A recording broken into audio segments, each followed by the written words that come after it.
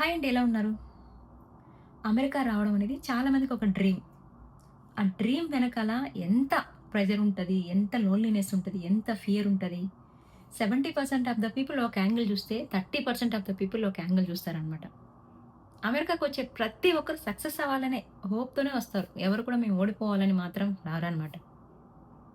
ఎందుకంటే మనం సక్సెస్ అయితే మనతో పాటు వాళ్ళ ఫ్యామిలీ గూడా బావుంటది అని చెప్పేసి ఆ హోప్‌తోనే ఉంటారు. ఎవరు గూడా మేము ఫెయిల్ అయిపోయి, ఇంటికి ఎళ్ళిపోయి బర్డెన్ అవ్వాలని అనుకోరు. ఇక్కడేంటంటే మెయిన్ పాయింటు అనుకున్నట్టు జరగవు. లైఫ్ అందరికి ఒకేలాగా ఉండదు కదా!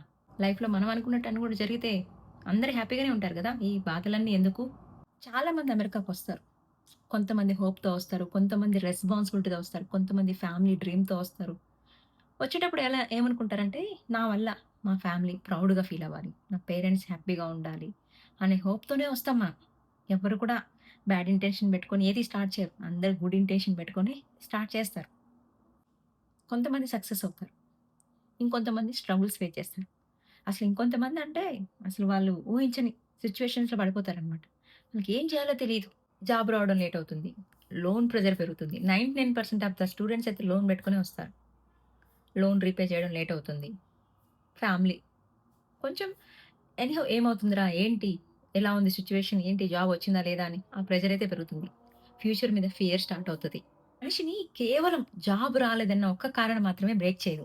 దాని వెనకాల చాలా రీజన్స్ ఉంటాయి. గ్రౌండ్ ద రియాలిటీ అందరికి తెలిసే ఉంటదది. ఎందుకంటే ఏం చేస్తున్నాం? సొసైటీ అడగడం స్టార్ట్ చేస్తది. పెళ్లి సంబంధాలకొచ్చేసరికి జాబ్ లేదు కదా! అని జెప్పేసి నెగ్లిజెన్సీ ఉంటది. జాబ్ లేకపోతే వాల్యూ తగ్గిపోతది. బయట వాళ్ళు పక్కన పెట్టండి.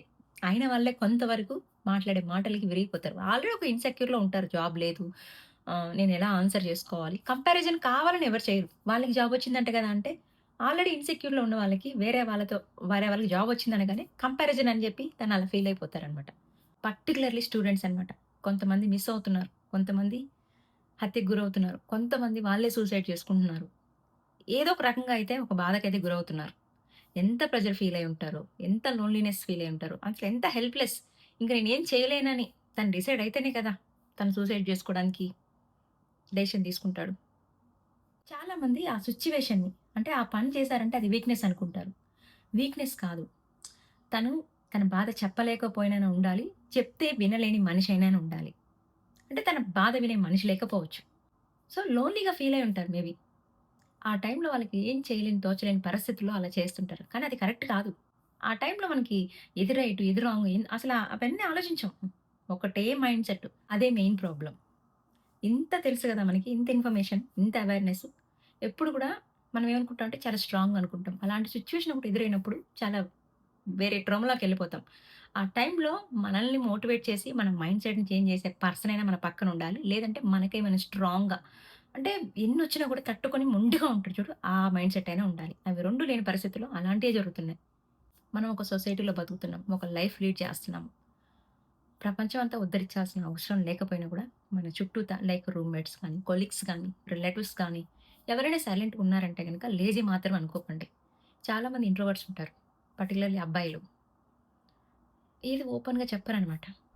అలాంటి వాళ్ళకి ఒక ఫ్రెండ్ అనేది ఉండాలి. ఉండాలి కాదు అసలు అడగాలి. ఎందుకురా ఇలా ఉన్నావు? ఏంటి?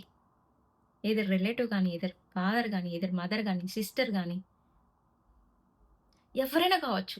బట్ ఓపెన్‌గా ఎందుకిలా ఉన్నావు అని జెప్పి నిలదీసి అడిగి అసలు వాడి బాధేందో తెలుసుకోవాలి. ఫస్ట్ ఆఫ్ ఆల్ వాడి బాధ నువ్వు తీర్చకపోయినా పర్లేదు. వాడి బాధ వింటే 50% ద ప్రాబ్లమ్ సాల్వ్ అక్కడే అయిపోతది.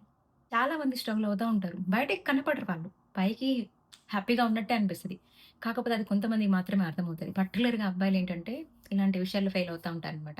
జాబ్ పోయినప్పుడు గానీ, ఏదైనా లవ్‌లో ఫెయిల్ అయినప్పుడు గానీ, ఫ్యామిలీలో ఏదైనా ఇష్యూ జరిగినా కూడా సైలెంట్‌గా స్ట్రగుల్ అవుతా ఉంటారు. బయట పడరు వాళ్ళు. అంత ఈజీగా బయట పడరు. ఎవరో ఒకరు బయట చెప్పేదాకా. సో, అలాంటి వాళ్ళని ఏదైనా జాబ్ పోయినా కూడా ఇన్సల్ట్ చేయకండి. దయచేసి ఎందుకంటే జాబ్ పోగానే ఫెయిల్ అయినట్టు కాదు లైఫ్. అసలు జాబ్ రాలేదని కూడా ఫీల్ అవ్వాల్సిన అవసరం లేదు. జాబ్ ఒక్కటే నీ లైఫ్‌ని డిసైడ్ చేయదు గదా! ఒక జాబు, ఒక డిగ్రీ అనేది నీ లైఫ్‌ని డిసైడ్ చేయలేదు. వేరే చాలా ఉన్నాయన్నమాట. ఒక్క మాట చాలు మనిషిని చేంజ్ చేస్తది అని చెప్పేసి. అంటే ఒక్క మాట మోటివేషన్ చేయొచ్చు. అదే మాట లైఫ్‌ని డెస్ట్రాయ్ కూడా చేయొచ్చు. మనం ఏదైనా ఒక మాటని టక్కన అనేస్తామన్నమాట. మనకది చిన్న విషయంగా అనిపించొచ్చు. ఎదుటి వాళ్ళ లైఫ్ గాయపరచొచ్చు. లైఫ్ లాంగ్ గుర్తుపెట్టుకుంటారు వాళ్ళు.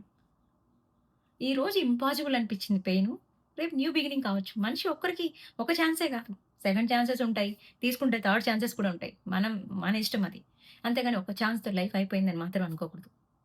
ఇది నా అండర్‌స్టాండింగ్. నా ఒపీనియన్. ఎప్పుడు ఒక మనిషికి జడ్జిమెంట్ కంటే కూడా అర్థం చేసుకునే మనిషి ఎక్కువ అవసరం. సో, ఖచ్చితంగా మీ అవసరం ఎవరో ఒకరికి ఉంటుంది కాబట్టి, మీరు ఎవరిని కూడా జాబ్ లేకపోయినా, ఏదైనా వాళ్ళు ఇన్సల్ట్ చేసేలాగా మాట్లాడకుండా కొంచెం అర్థం చేసుకొని ఎందుకంటే ఇప్పుడు వాళ్ళు ఆ పొజిషన్‌లో ఉండొచ్చు. రేపు లైఫ్ అనేది ఎప్పుడు ఎలా ఉంటదనేది తెలీదు. లైఫ్ అందరికి ఒకలాగా ఉండదు. లైఫ్‌లో ఏమన్నా జరగవచ్చు. ఈ రోజుంది రేపు ఉండకపోవచ్చు. రేపుంది ఎల్లుండి ఉండకపోవచ్చు. సో, ఎటైనా జరగొచ్చు, ఏదైనా జరగొచ్చు. పేరెంట్స్ ఒక డ్రీమ్‌తో ఇంత దూరం పంపిస్తారు. మీరు హ్యాపీగా ఉండాలి, హ్యాపీగా బ్రతకాలి అని చెప్పి. హ్యాపీగా బ్రతకపోయినా పర్లేదు. బ్రతికైతే ఉండండి. అంతేగాని మీరు బాధలో ఉండి సూసైడ్ చేసుకొని, ఒక శవంలాగా ఇంటికెళ్తే మీరు బాధపడుంటారు చనిపోయేటప్పుడు. మీకు 2, 3 రోజులు కష్టపడుంటారు. కానీ లైఫ్ లాంగ్ పేరెంట్స్ బతుకున్న శవాల్లాగే ఉంటారు. ఆ శిక్ష వాళ్ళకి అవసరమా? ఎవ్వరు కూడా తొందరపడి డెసిషన్ తీసుకోకండి. చావొకటే పరిష్కారం కాదు. నా నుంచి ఒక చిన్న రిక్వెస్ట్. అమెరికా డ్రీమ్ కోసం వస్తుంటారు గదా! వాళ్ళందరినీ ఫెయిల్యూర్‌తో జడ్జిమెంట్ చేయొద్దు. వీలైనంత వరకు ఒక చిన్న ప్రేమగా ఒక మాట. "నువ్వు ఓకేనా?" జాబ్ లేకపోవడం ఇక్కడ ఫెయిల్యూర్ కాదు. సపోర్ట్ లేకపోవడమే అసలు ట్రాజెడీ. మనిషిని కాపాడేది పెద్ద అడ్వైస్ కాదు. ఒక చిన్న మాట. సమయానికి నేనున్నాను అనే మాట అంతే. వీడియో నచ్చితే లైక్ చేయండి. ఫస్ట్ టైమ్ ఎవరైనా చూస్తున్నట్టే సబ్స్క్రైబ్ చేసుకోండి. ఇంకొక కొత్త అప్డేట్‌తో నెక్స్ట్ వీడియోలో కలుద్దాం. Thank you for watching. See you in the next video.